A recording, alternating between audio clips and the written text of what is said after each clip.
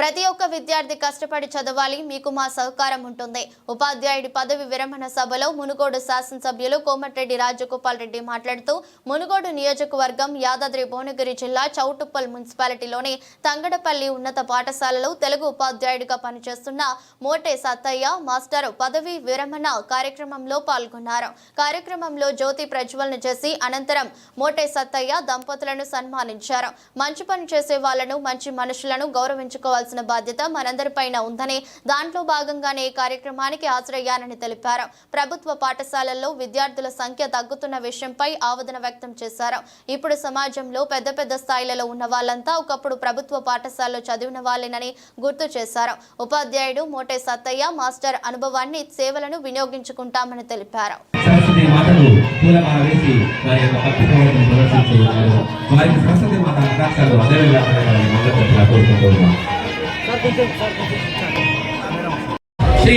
శ్రీ కోమటిరెడ్డి రాజగోపాల్ రెడ్డి గారు ఆ దంపతులను చాలా గౌరవంగా, ఎంతో ప్రేమగా శాలువాతోటి సన్మానిస్తూ ఉన్నారు.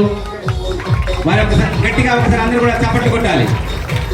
దయచేసి దీనికి తోడుగా మన మున్సిపల్ చైర్పర్సన్ గారు, జెడ్పీటీసీ గారు, అలాగే స్థానిక నాయకులందరూ కూడా వారికి సహకరించవలసిందిగా శ్రీ మోటే సత్తయ్య గారిని ఘనంగా సన్మానించి వాళ్ళ యొక్క అభిమానాన్ని, ప్రేమను, ఆత్మీయతను పూలమాలలో, శాలువాలతో రంగరించి వారి యొక్క ప్రేమను వ్యక్తపరచాల్సిందిగా మనస్ఫూర్తిగా సవినీయంగా ఆహ్వానిస్తూ ఉన్నాం.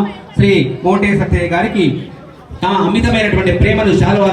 రాజకీయ నాయకులకు రాజకీయ ప్రసంగాలు, ఎన్నికలు, విమర్శలు, ప్రతి విమర్శలు ఇవన్నీ సర్వసాధారణం.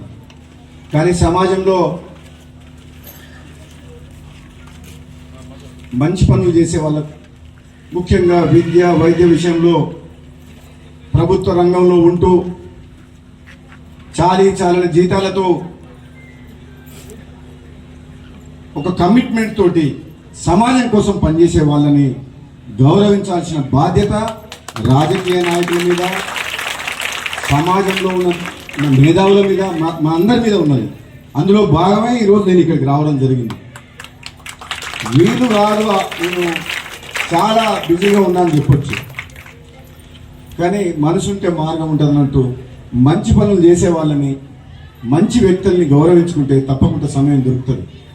కాబట్టి తక్కువ సమయం అయినా సరే ఈ కార్యక్రమంలో మంచి కార్యక్రమం కాబట్టి పాల్గొనాలని చెప్పి, వాళ్ళు చేసిన సేవల్ని, మోటే సత్తయ్య గారు చేసిన సేవల్ని మనం దృష్టిలో పెట్టుకొని అతన్ని అభినందించి, తన రిటైర్మెంట్ లైఫ్లో కూడా రిటైర్ అయిపోయినంటే బాధ్యత అయిపోలేదు. ఎందుకంటే 60 ఏళ్ళకి ఇప్పుడు ఎంత మీ వయసు? 61 ఇయర్స్కి రిటైర్ అంటారు. మరి పాలిటీషియన్స్కి 80 ఏళ్ళది అనుకుంటారు. 75 ఏళ్లకు 80 ఏళ్ళకు కూడా నాకు టికెట్ కావాలని అడుగుతారు ఎమ్మెల్యే. కాబట్టి మీరు 61 ఏళ్లకు రిటైర్మెంట్, మీ పదవికి రిటైర్మెంట్, కానీ వయసుకి రిటైర్మెంట్ కాదు. మీరు చేసే మంచి పనులకు సమాజంలో రిటైర్మెంట్ లేదు. మీకు ఓపికన్నంత వరకు, మీకు ఆరోగ్యం సహకరించినంత వరకు ఏదో ఒక పని, మంచి పనులు చేస్తూనే ఉండాలి. ఒకవేళ మీకు ఖాళీ ఉంటే నా దగ్గరకు రండి, నేను పని చూపిస్తాను. ఖాళీ అనేది ఉండొద్దు. ఏ మనిషి కూడా రిటైర్మెంట్ అనేది ఉండొద్దు. జపాన్ దేశంలో ఒకినావా అనే ఒక నగరం ఉంది. ఒకినావా నగరంలో వాళ్ళ యావరేజ్ వయసు ఎంత అంటే ప్రతి మనిషిది 100 ఏళ్ళు. మామూలుగా 102, 103, 107, 108, 110, 110 యావరేజ్. ప్రతి మనిషి లైఫ్ ఎన్ని ఏళ్ళు బతుకుతారంటే 100 ఏళ్ళు. 90 ఏళ్ల వయసులో కూడా సైకిల్ తొక్కుంటా మహిళలు కూడా వ్యవసాయానికి పోతారు. వాళ్ళు ఎందుకు అంత ఆరోగ్యంగా ఉన్నారంటే వాళ్ళు ఎప్పుడు లైఫ్లో రిటైర్మెంట్ కాదు. వాళ్ళ సీక్రెట్ ఏంటంటే కొన ఊపిరి వరకు తన పని తను చేసుకుంటారు. వాళ్ళు ఎవరి మీద ఆధారపడి బతకరు. కాబట్టి వాళ్ళ ఆరోగ్యంగా, మనకి ఏది వచ్చింది, నేను రిటైర్మెంట్ అయిపోయినా అంటే మన మైండ్ స్లో అయిపోయి, మనం ఇంకా నా పని అయిపోయింది కదా, పిల్లల పెళ్ళి అయిపోయింది, నేను ఏం చేస్తాను, ఇంటికాడ కూర్చుంటే మైండ్ కూడా పనిచేయదు. మైండ్కి ఎప్పుడు ఆలోచనలు ఎప్పుడు వస్తుండాలి, దాన్ని యాక్టివ్ పెట్టాలి. మైండ్ యాక్టివ్ ఉన్నంత వరకు శరీరంలోని మిగతా భాగాలకి బ్లడ్ సర్క్యులేషన్ మంచిగా అయ్యి మైండ్ పనిచేస్తుంటే యాక్టివ్ ఉంటే ఈ కాలు నొప్పి, చెయ్యి నొప్పి, తిమ్మిర్లు అన్నీ మర్చిపోతాయి. ఉట్టి కూర్చుంటే ఇంటికాడ రిటైర్మెంట్ అయిపోతే నాకు ఈ చెయ్యి మండపడుతుంది, కాలు నొప్పులు వేస్తుంది, నడుము నొప్పులు వేస్తుంది. పని ఉంటే ఎవరిని ఏం గుర్తురావు. అందుకనే ఈరోజు పదవికి విరమణ చేసి రిటైర్మెంట్ అవుతుంది, కానీ మీరు లైఫ్లో రిటైర్మెంట్ కావద్దు. మీరు ఇంకా చాలా చేయాల్సి మీకున్న ఎక్స్పీరియన్స్ తోటి. మా మునుగోడు నియోజకవర్గంలో ఎన్నో స్కూల్స్ ఉన్నాయి. ప్రభుత్వ బడులల్లో సంఖ్య లేదు.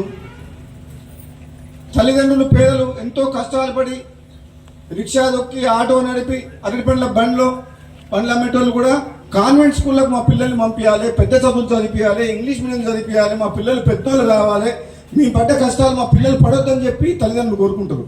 తల్లిదండ్రులకు ఎంతసేపు ఎవరి మీద ఉంటుంది? వాళ్ళు కష్టపడేది, నిద్ర లేస్తే ఆలోచించేది వాళ్ళ పిల్లల కోసం. మరి అటువంటి పిల్లలు గవర్నమెంట్ స్కూళ్ళల్లో స్ట్రెంత్ ఎందుకు తక్కువ ఉంది, ప్రైవేట్ స్కూళ్ళకి ఎందుకు పోతుంది అంటే ఇక్కడ మనకు గవర్నమెంట్ టీచర్లు సరిగ్గా చెప్పట్లేదా, లేకపోతే మౌలిక వసతులు లేవా? మనం ఇంగ్లీష్ మీడియం మనం పెట్టలేమా గవర్నమెంట్ స్కూళ్ళల్లో? మరి ఎందుకు గవర్నమెంట్ స్కూల్లో రోజు రోజు స్ట్రెంత్ తగ్గుతుంది? పెద్ద పెద్ద వాళ్ళందరూ కూడా ఈరోజు ప్రధానమంత్రులు, ప్రెసిడెంట్లు అందరూ కూడా మేమందరం కూడా ఎక్కడ చదువుకొని వచ్చినాం?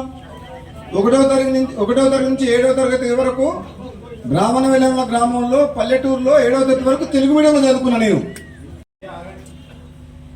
7వ తరగతి వరకు నాలాగా ఎంతో మంది కష్టపడి పల్లెటూర్లలో ప్రభుత్వ పాఠశాల చదివిన వాళ్ళే పెద్ద పెద్ద పదవులకు వచ్చిండ్రు, రాజకీయాలకు వచ్చిండ్రు, డాక్టర్లు అయిండ్రు, ఇంజనీర్లు అయిండ్రు, కలెక్టర్లు అయిండ్రు. మన సర్వేల్ స్కూల్లో చదివిన వాళ్ళు ప్రపంచం మొత్తంలో ఉన్నారు. మరి ఎందుకు ఇప్పుడు ఈనాడు మునుగోడు నియోజకవర్గంలో ప్రభుత్వ పాఠశాలలో పిల్లల స్ట్రెంత్ తక్కువ ఉందంటే ఒక్కసారి మనం ఆలోచించుకోవాలి, మన గుండె మీద చేసుకొని మనం చేసుకోవాలి. ఇప్పటి వరకు జరిగింది కానీ ఇక ముందు జరగదు. ఇక ముందు ప్రైవేట్ స్కూళ్ళల్లో స్ట్రెంత్ తక్కువ అవుతుంది, గవర్నమెంట్ స్కూళ్ళల్లో స్ట్రెంత్ పెరుగుతుంది. ఈ పని చేయాలంటే ఎవరు చేయాలి?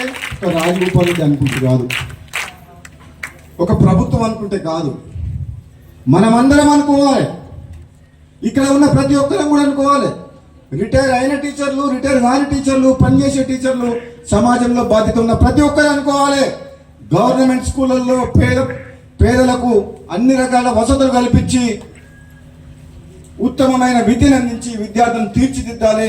పేదలకు ఈ ప్రభుత్వం అండగా ఉందని చెప్పి నిరూపించాలి. మనం ఇది ప్రభుత్వం, విద్య అనేది ఇది బిజినెస్ కాదు, వ్యాపారం కాదు, ఇది సర్వీస్ అని చెప్పి మనం ప్రూవ్ చేయాలి, నిరూపించాలి.